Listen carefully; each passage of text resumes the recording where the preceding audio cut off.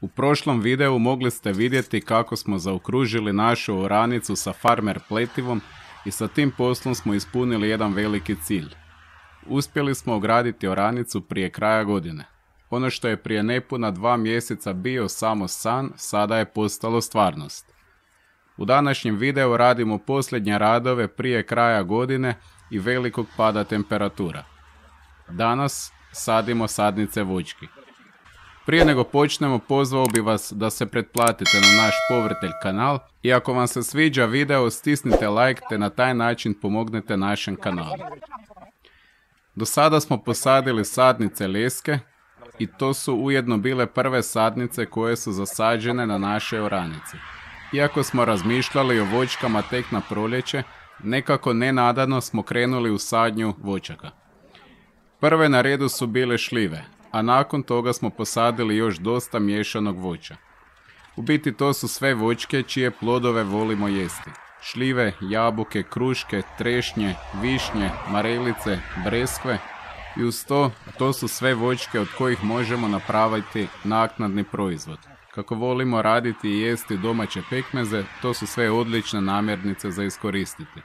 A tu je jedan napitak koji je dosta omiljen na našim prostorima.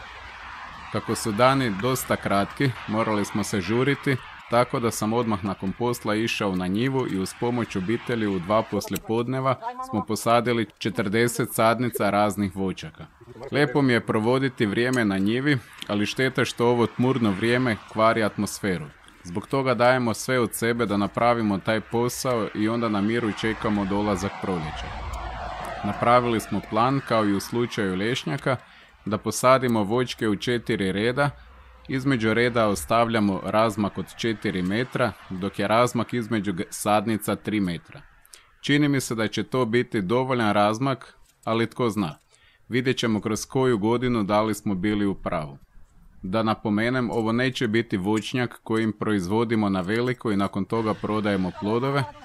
Cilj ove male farme je uzgoj voća i povrća, prvenstveno za naše vlastite potrebe, a eventualni višak prodamo te taj novac opet uložimo u farmu. Kod kupnje sadnica gledali smo da kupimo stare sorte voćki i mislim da smo u tome uspjeli. Te su voćke, za razliku od ljeske, imale dobro razvijen korijen i trebalo je iskopati veću rupu nego za ljesku.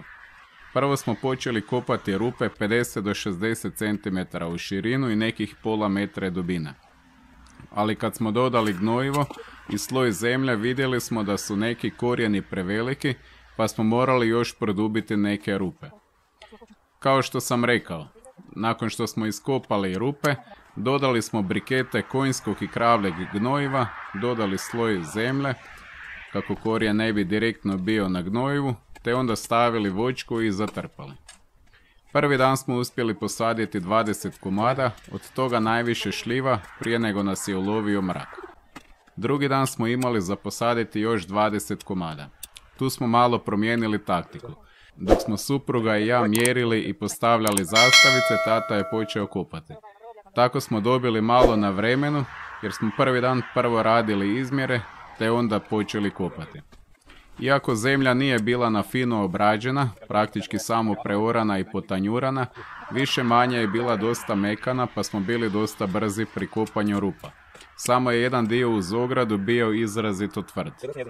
Na kraju uspjeli smo posaditi svih 40 sadnica voćki i sada ostaje na vremenu da vidimo da li će se sve primiti. Kako su sve sadnice imale dosta razvijene korijene, vjerujem da će se sve primiti, dok će kod sadnica lješnjaka ipak trebati malo više vremena da sadnice krenu.